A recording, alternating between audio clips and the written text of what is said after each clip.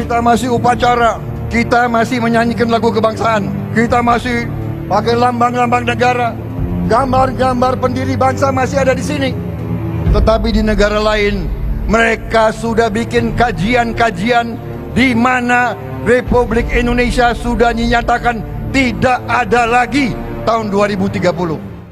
Di tengah situasi global yang penuh ketidakpastian, ya, perang, persaingan, hegemoni yang sangat berbahaya, yang bisa memicu perang dunia ketiga.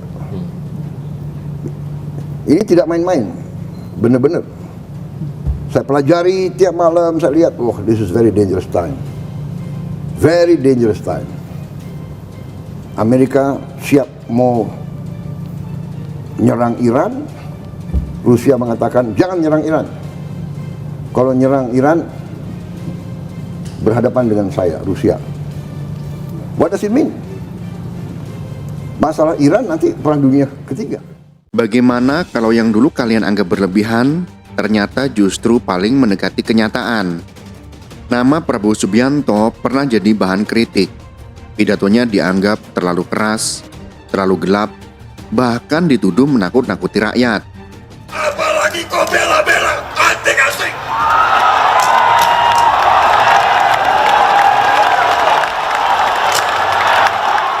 Ia bicara soal Indonesia yang lemah karena ketergantungan pangan impor, energi luar, pertahanan beli dari negara lain. Dan reaksinya waktu itu tentu saja cibiran. Indonesia aman kok, dunia baik-baik saja, globalisasi itu kekuatan. Lalu realita datang tanpa izin. Pemirsa, tepat 1 tahun setelah Presiden Joko Widodo mengumumkan kasus COVID-19 pertama di Indonesia, kondisi pandemi di tanah air belum juga menunjukkan adanya tanda-tanda penurunan.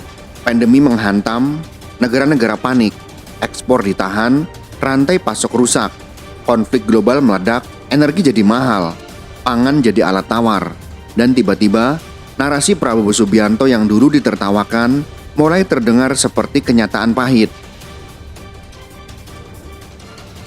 Ia pernah memperingatkan, kalau krisis datang, setiap negara akan selamatkan dirinya sendiri.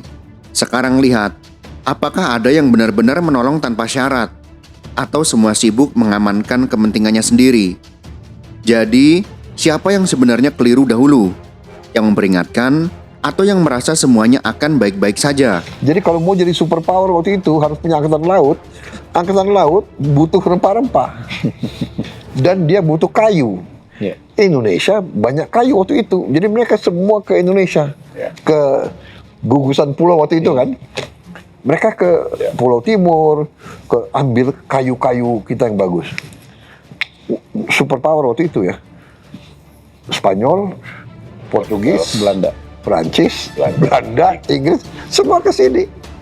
Jadi kita ini dari dulu selalu menjadi